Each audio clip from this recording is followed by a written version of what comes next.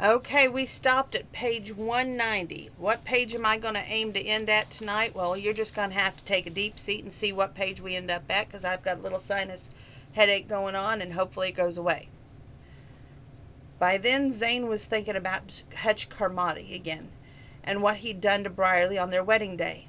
Carmody seemed like an okay guy on the surface somehow, or anyhow, but not somebody who made a habit of breaking women's heart as publicly as possible. But then, what did that kind of man look like? Like you? Tiffany might have said if she was there and heard the question Zane rarely thought about his ex-wife, especially since he made Brierly Parrish's acquaintance, and he dismissed her from his mind immediately. "Yo, Hollywood," Nash said, waving a hand in front of Zane's face. "You in there?" Zane gave the boy a look of fit to strip paint from a wall and said nothing. Okay, Nash said, leaning back in the vinyl seat, palms out in a bid for peace. "So I guess you don't like to be called Hollywood." "No problem, that's cool." Before Zane could answer, Carmody and the other cowboy types, Barlow, scraped the back of their chairs and stood up, ready to leave. Barlow, clearly a man of a few words, settled up with Essie and went out, putting his hat on as he passed through the doorway onto the sidewalk. Carmody, on the other hand, walked over and stood in the same spot that Boone had occupied earlier. "Hutch Carmody," he said, putting out his hand, a slight grin quirking up the corner of his mouth. "My wife, Kendra, and I are throwing a barbecue this Sunday afternoon at our place. We'd be pleased if you could join us." He paused, blue eyes twinkling, and lowered his voice a notch. "Never mind those girls back of the counter. Most of the folks around here are country through and through, and they won't crowd you or anything." Zane was a little taken back. He had been prepared to dislike Carmody, but it was proving difficult even at this early stage of the game. The last thing he expected from him was an invitation to a barbecue. "That'd be great," Nash piped up, instantly enthused. "Can we bring our housekeeper? Her name is Cleo, and she dresses wild and talks loud, but deep down she's okay." Carmody grinned at that. "Sure," he said, before shifting his gaze away from the boy and back to Zane. "Well then," he added, "I guess it's decided. We'll start things rolling around 1 in the afternoon, and there's no need to bring anything, because my wife and all her friends will be building potato salads and stuff all week." Lunch arrived just then, delivered by a chagrined and speechless Lucy, who barely managed to set the plates down on the table without spilling the contents to hell and gone. 190, 191, and 192. Hutch chuckled as she rushed back with a milkshake and cola, and "We live in the Whisper Creek," he told Zane in parting. "The ranch is easy to find with a name on the mailbox, the number's in the book." With that he walked away like Barlow and Sheriff Boone Taylor before him. He paid his bill, took his hat from a peg on the wall, and settled it on his head as he went out. "Thanks for jumping right in there, excepting for both of us," Zane told Nash with a frown after the drinks arrived and Lucy had left them to eat in relative peace. "I really appreciate it." "Not." "Don't you want to be sociable, big brother? Get to know the locals?" Nash asked, that impish glint back in his eyes as he swapped a French fry through a pool of ketchup on the plate. The truth was, Zane wanted to be a part of the community, and that meant getting acquainted with the folks who lived in Parable County. Still, he liked to make his decisions whether he was going to attend a barbecue or not himself. "In the future," he said, casting an appreciative glance over the good old-fashioned bacon, lettuce, tomato sandwich on the plate, along with a pile of fries and a few slices of pickle, "I prefer to speak for myself." "I bet it'll be cool," Nash speculated thoughtfully, reaching for a second fry. "Visiting a real ranch, I mean."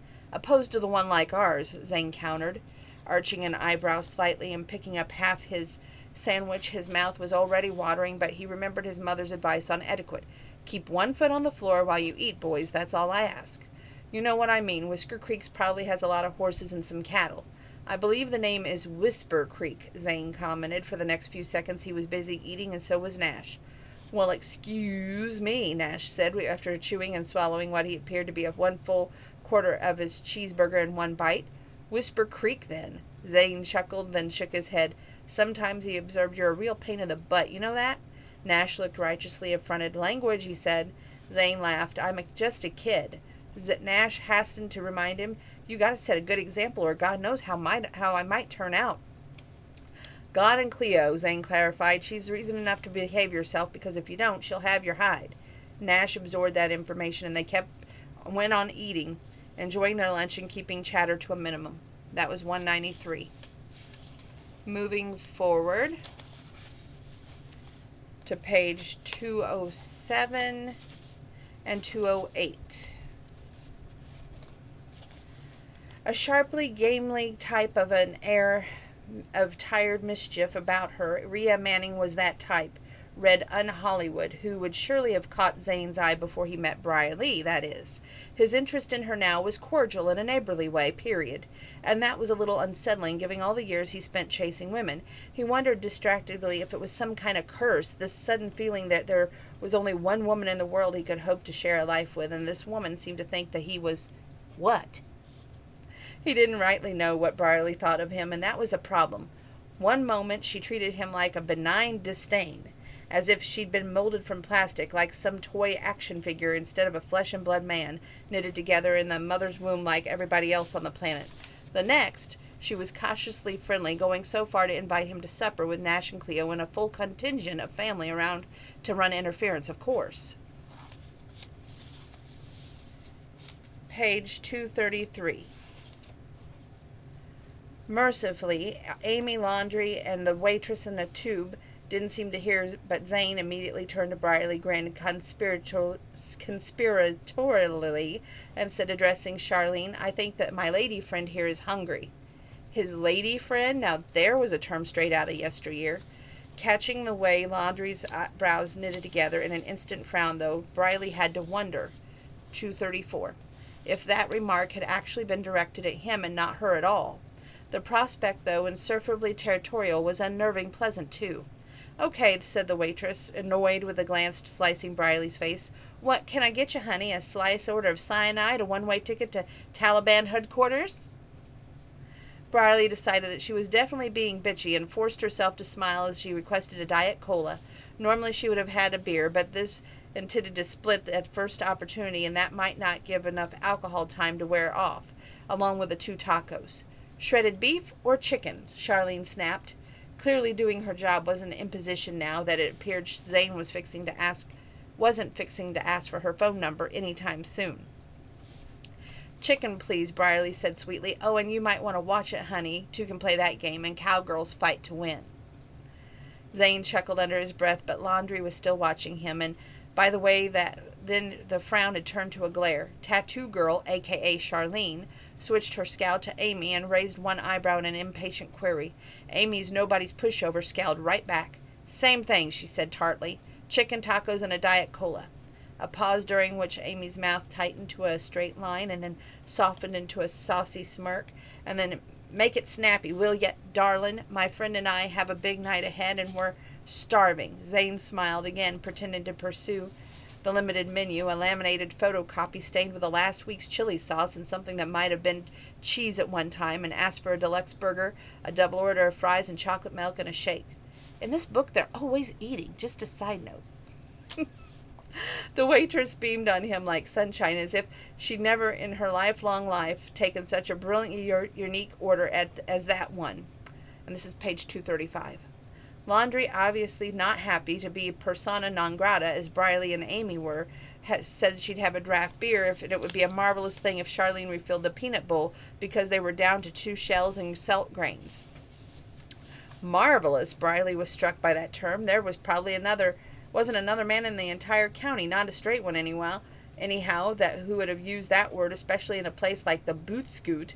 Charlene flounced away, taking her tattoo and snippy attitude with her, ostensibly to put in their orders at the fries cook window, and another look passed between Zane and Laundrie, cryptic and not at all that brotherly when you thought about it. Brierly stole a surreptitious glance at her watch under the table and suppressed a sigh. Where on earth were her friends?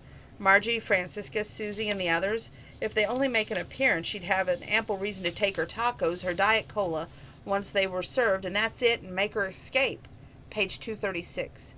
She tried to reason with herself silently, of course. What was the big deal? She'd already been horseback riding with Zane, and he'd been coming to the ranch for supper for the very next night. It wasn't as though their paths hadn't crossed and would continue to cross in the foreseeable future. Brierly was uncharacteristically jittery, sitting so close to Zane. My eyes are playing tricks on me. I'm sorry, guys. Fit to jump right out of her skin, in fact. And the worst thing about that was she was starting to enjoy the vague sense of danger, the intangible force pulsing between her body and his. Oddly, the sensations reminded her of the first barrel race in the first real radio, albeit the junior variety, when she was no older than 10. She'd been scared to death and thrilled to the marrow of her bones at that one, and the same time anxious in a way that ironically made her want to shout for joy. Certainly she'd bust wide open if she tried to hold it in. The food and drinks came, but there was still no sign of Amy's pals. Briley began to wonder, as paranoia set in, if this was a setup. Had Margie and the others even intended to gather the Boot Scoot for beer, gossip, and the best tacos in Montana? Or had Amy pulled off some kind of BFF maneuver aimed at her getting Briley on the figurative horse and had thrown her? It was a crazy thought for sure, because Amy couldn't have known Zane and Laundrie would be there, for one thing. Still, she was acting as though everything was going according to some plan Briley had never been privy to. She chatted with Laundrie, and he finally quit trying to burn a hole into Zane with his eyeballs, picked up conversational ball and ran with it. The man could charm the socks off a department store mannequin, Briley observed to herself. Odd that he did less than zip for her, drop-dead gorgeous as he was, but the needle on her bring-it meter wasn't even twitching. She and Zane, neither of them were able to get a word in edgewise, began to eat. Then midway through the meal, Laundrie had asked Amy if she wanted to dance, and she almost tipped over her chair. She was in such a rush to get to her feet. In seconds, she and Laundrie were out there on the floor, and their food abandoned. Briley watched them for a few moments, realizing only then that Zane was laughing, and nudged her upper arm gently, that she narrowed her eyes to suspicious slits. "Is he safe?" she asked, completely serious. She was protective of Amy. Had been since school bus days, when her undersized friend had braces and a lisp, and some of the bigger kids had taken to picking on her during the rides to and from town. "Safe?" Zane echoed, looking mystified. "Amy's still half in love with her ex-husband," Briley explained in a rapid undertone, one word tumbling over the next.